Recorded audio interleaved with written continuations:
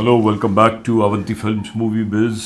Narendra Gupta ji film city and king star Digvijay Bollywood प्रेमी, हम सब साथ में एक कंजोर्टियम है। आपके लिए कोशिश करते हैं हम फिल्म ट्रेड की बातें, फिल्म ट्रेड की रिव्यूज़, फिल्मों की रिव्यूज़, जहाँ की भी अच्छी बातें होती हैं जिससे हमारे ट्रेड में एक रोशनी पहुँचे और ज्ञान मिले। लोग जो बाहर से आ रहे हैं फिल्म बनाने या जो हमारे फिल्म बफ्स हैं उनको कुछ ना कुछ तो डेफिनेटली ज्ञान मिलता है हमारी, क्योंकि यही कोशिश रहती है।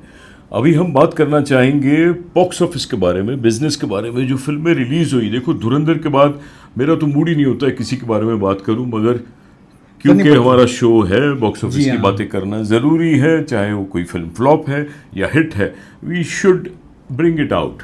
तो after Dhurandhar success which is crossing, everybody knows it is a super duper wild blockbuster everywhere, तो we should start talking with Akshay Kumar film भूत बंगला, जिसके बारे में बहुत शोर है कि 100 करोड़ टच कर गया। फिर ये भी शोर है साथ में इंडस्ट्री में बाहर भी कि कैसे हो गया, थिएटर में कुछ नहीं था, कोई बोलता है फीडिंग हो रही है, कितने र्यूमर्स हैं, कितनी सच्चाई है, क्या है, ये सारी बातें जान के लेंगे। हमारे पास भी कोई प्रूफ तो होता नहीं है, बट विजिबल है कि इतना तो नहीं हो सकता। बाकी पूछते हैं आपसे, sir what do you think Akshay Kumar भूत बंगला, सारांश में, आपने तो फिल्म भी देखी, मैंने भी देखी, उसका बॉक्स ऑफिस कलेक्शन इतना जो नज़र आ रहा है, क्या लग रहा है?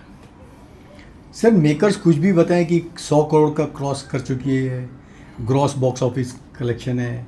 अभी ग्रॉस नेट तो हम नहीं जानते, लेकिन जो थोड़ी बहुत समझ में आती है 40 to 50% बोलते हैं कि फीडिंग की गई है। एक्चुअल कलेक्शन कुछ और ही है, कोई बोलते 40-50 करोड़ है, दिखा रहे हैं 100-125 करोड़। अभी फिगर पे आते हैं 73 करोड़ के आसपास इसका फर्स्ट वीक का कलेक्शन रहा, जो कि धुरंधर के फर्स्ट डे का कलेक्शन था। धुरंधर का फर्स्ट वीक का कलेक्शन था 650 करोड़। मतलब सोचिए कहाँ 650 करोड़, कहाँ आप 75 करोड़ में खुश हो रहे हो। और पिक्चर पेड प्रीव्यू में बहुत ही कमज़ोर साबित हुई थी, मात्र 3 करोड़ प्लस का कलेक्शन था। सेकेंड डे 11, फ्राइडे को यानी कि सैटरडे को 18 और 22 करोड़ रहा संडे का। उसका पिक्चर बुरी तरह से गिर गई मंडे ऑनवर्ड्स। 5 करोड़ के आसपास का एवरेज कलेक्शन रहा। 80 प्लस दिखा रहे हैं 9 दिनों का कलेक्शन। पिक्चर की लागत बहुत ज़्यादा है, 120 करोड़। मिक्स रिव्यूज़ हैं क्योंकि लोगों को 3 महीने से कोई ढंग का एंटरटेनमेंट नहीं मिला था। बड़े बैनर की फिल्म थी, प्रियदर्शन अटैच, एकता कपूर, अक्षय कुमार, तो बेचारे फैमिली ऑडियंस चले गए मूर्ख बनने के लिए। पिक्चर में कुछ नहीं था, जैसे हमने ऑलरेडी डिस्कस कर चुके हैं। प्रियदर्शन पुरानी फिल्मों का कचरा परोसा। आपको हॉरर फिल्म के लिए क्या चाहिए? एक हवेली चाहिए, एक बंद दरवाजा चाहिए जिधर से अंदर से आपको भूतिया की आवाज़ आते रहे।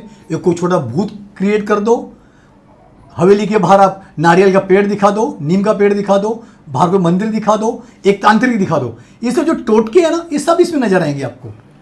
ये इतनी घटिया पिक्चर है सर, हॉनेस्टली भूत बंगला। रामसे की ज्यादा फिल्में बेटर थी, ज्यादा डरावनी थी। इनफैक्ट जो वीराना दरवाजा, बंद दरवाजा, उड़ती लाश वाश कितनी फिल्में ज्यादा आपको डर लगेगा। इनफैक्ट जो आहट जैसी सीरियल आती है वो ज्यादा बेटर है, उसमें आपको डर लगेगा। सर प्रियदर्शन की भूत बंगला, ये भूत भुलैया पहली जो 2007 में थी, बहुत ही अच्छी पिक्चर थी। काफ़ी डरावने सीन थे, कॉमेडी थी, स्टोरी अच्छी थी। Salute to that film. आपने क्या बना डाला सर, पूरा क्रेडिट जाता है प्रियदर्शन की। जितनी 5-6 फिल्में अक्षय कुमार के साथ आई हैं, नीरज वोरा साहब को, जो नहीं रहे, जिन्होंने अच्छी तरह से डायलॉग लिखे, जो रीमेक, सब उनकी फिल्में रीमेक रही हैं, अच्छी तरह से स्टडी करके उन्होंने एक नए रूप में, नए अंदाज में पेश किया। प्रियदर्शन सर को डेफिनेटली कमी खली होगी नीरज वोरा सर की, जो राइटर थे आकाश कौशिक। सत्यानाश करके रख दिया पिक्चर का। अंतिम सांसें गिन रही है, वीकेंड तो थोड़ा बहुत हो जाएगा, लेकिन मंडे से तो वापस क्या बोले, हमने कहा भी था। अब कैश, आप कुछ भी फेक कलेक्शन दिखाए, लेकिन ऑडियंस जानती है कि किस हद तक का कचरा सिनेमा हम देख रहे हैं। सच्चाई सबको मालूम है, सबको महसूस हो जाती है। फिल्म की जो एस्थेटिक वैल्यू है, फिल्म की जो रियल सेंस में रिव्यू है, वो तो सबको, even the unit members know. But ठीक है, कोई भी अपनी हार मानना नहीं चाहता, तो एक साइकोलॉजिकल है, they want to show that it is a hit. But अफसोस genuinely it is not a hit, which I can say with conviction, क्योंकि मैंने भी फिल्म देखी है और मैं जानता हूँ लोगों को भी, बहुत लोगों का मैंने रिएक्शन देखा है। It is definitely not a hit. तो wishing Akshay Kumar. Hit flop दूसरी बात है, कितनी घटिया फिल्में भी हिट हो जाती है, जैसे पठान हाँ, पिक्चर है, हाँ, लेकिन मुझे अच्छी होनी चाहिए ना. हमने अच्छी अच्छी कितनी सारी फिल्में नहीं चली बॉक्स ऑफिस पर. अक्षय कुमार की तो अच्छी box office film. Akshay Kumar की स्काई फोर्स केसरी. देखिए, केसरी देखिए, मिशन रानीगंज अच्छी फिल्में थी, नहीं चली, बदनसीबी थी उनकी. तो हम उनको जो खराब नहीं बोल सकते. बॉक्स ऑफिस का पैमाना अलग है, एक पिक्चर का अच्छा बुरा होना खराब है. तो पिक्चर जेन्युइनली खराबी है. पूरी पिक्चर में चिल्ला रहे हैं, जोर जोर से चिल्ला रहे हैं. जो जिनके कान बंद थे, जिनके कान नहीं काम करते थे, उन्होंने हियरिंग एड उतार दिया. उसके बाद भी बोल रहे थे कि यार आवाज़ कम कराओ यार. इतना शोर मच रहा था. इट्स नॉट फिल्म मेकिंग यार. Anyway, wishing all the best to Akshay Kumar for his future projects. Let's talk about Dhurandhar. Dhurandhar अभी भी चल रही है, इतने स्क्रीन से. मैं आज ऐसी नज़र मार रहा था. Still it is having so many screens all over. नहीं, धुरंधर फ्रैंकली अभी उतार पे पूरी तरह से. उतार पे तो है. हाँ. 5वें वीक में कलेक्शन था मात्र 18 करोड़. Yes. और टोटल डेफिनेटली अच्छा हुआ हिंदी का. 985 करोड़ हिंदी वर्जन का. और 60 करोड़ टच किया है साउथ की लैंग्वेज में, चारों लैंग्वेज में. Yes. उसमें 40 करोड़ अकेला है तेलुगु वर्जन का. Yes. तो 2000 करोड़ का जो वर्ल्ड वाइड का फिगर है, वो फिल्म डेफिनेटली नहीं छू पाएगी. नहीं करेगी. क्योंकि फ्राइडे जो कलेक्शन था 6 वीक का, मात्र 1 करोड़ प्लस पे आगे तक गई है. तो 10 करोड़ समझिए आपका होगा 6 वीक का, तो 985 करोड़. खींच खाच के मेकर कोशिश करेंगे ये 1000 करोड़ तक ऐसे भी इसको पहुंचाएं सर. तो 1000 करोड़ पहुंच जाएगी हिंदी में. तो एक बड़ा अचीवमेंट रहेगा definitely, no doubt about it. और OTT पे भी आपको 2 वीक के बाद नजर आ जाएगी, जैसे 8 वीक का एम्बार्गो होता है. मैं एक यहाँ बात पूछना चाहूँगा आपसे. अब धुरंधर का इतना बड़ा हमने सक्सेस देखा, इतनी जोरदार कलेक्शंस देखी, आपको क्या लग रहा है आने वाली फिल्मों में किस पे आपको उम्मीद है जो इस तरह की कलेक्शंस लाके देगी बॉक्स ऑफिस पे? कौन सी फिल्म पे आपको उम्मीद है आने वाले दिनों की? सर फिल्में तो बहुत सारी हैं. अभी दर्शकों को कौन सी फिल्म पसंद आ जाती है, किस फ्राइडे को वो किसी भी हीरो को बड़ा स्टार बना देते हैं, यू नेवर नो.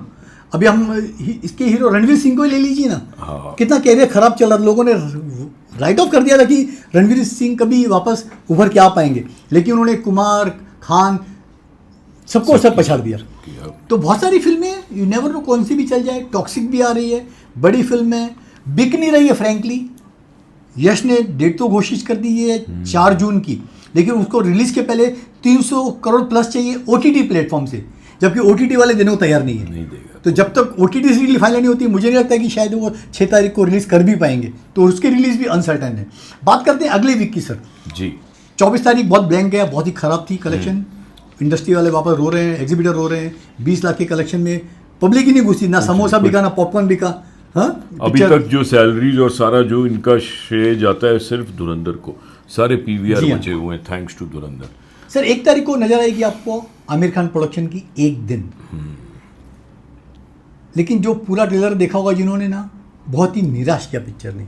जो सब्जेक्ट दिखाया है, हीरोइन की याददाश्त चली जाती है, और वो मतलब तू एक दिन गुजारेगा, वो अगले दिन वापस भूल जाएगी, उसको याद नहीं देगा तेरे साथ एक दिन गुजारा है. जापान जाते हैं, बहुत ही बेहुदा सब्जेक्ट है, ऊट पटांग तरीके से लिखी गई है, और उसका पूरा क्रेडिट जाता है आमिर सर को. उन्होंने स्क्रिप्ट फाइनल की, और फाइनल चेंजेस भी उन्होंने कराया क्लाइमैक्स में. पता नहीं क्लाइमैक्स में क्या दिखा है, मिलन करा दिया या दोनों को बिछड़ दिया सर. दूसरी फिल्म आ रही है आपकी राजा शिवाजी.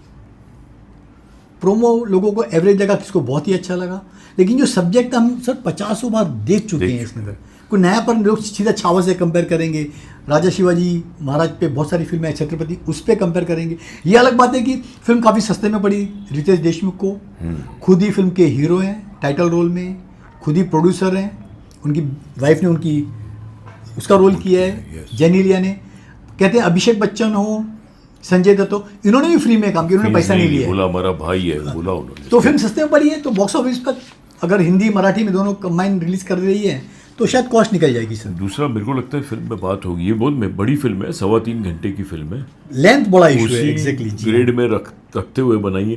क्यों मुझे लगता है चल जाएगी. अफजल गुरु आता है मारने शिवाजी को जब, और शिवाजी कैसे उसको वाग नक से अपने मार देता है, और कैसे थोड़े एंटी पैक फीलिंग आने वाली है आपको, एंटी मुगल फीलिंग जो मुगलों ने उस दिनों में किया. तो I think people will get excited कि यस. तो ये फिर वही वेव है जो धुरंधर में जैसे हम लोग को मज़ा आ रहा था, ऐसे इसमें भी वो आनंद मिलेगा पेट्रियाटिज्म का. तो I wish Riteish Deshmukh all the best and I have some good feelings about this film कि ये स्ट्राइकिंगली कुछ शायद तीर मारेगी। इसके अलावा एक गुजराती पिक्चर आ रही है सर। हाँ, जिसकी आमिर खान ने बहुत तारीफ की है, बोला वो पहले देखो मेरी पिक्चर मत देखो, क्यों ऐसे बोल रहा है पता नहीं, इतना 1 तारीख को आ रही है, जिसके प्रोड्यूसर हैं साजिद नडियादवाला। या पहली बार गुजराती फिल्म में क्या नाम क्या है फिल्म, गुजराती फिल्म का नाम है दाब करो। देवेंद्र भोजवानी टाइटल रोल में है। आमिर, जैसे आपने कहा, आमिर को बहुत पसंद आई।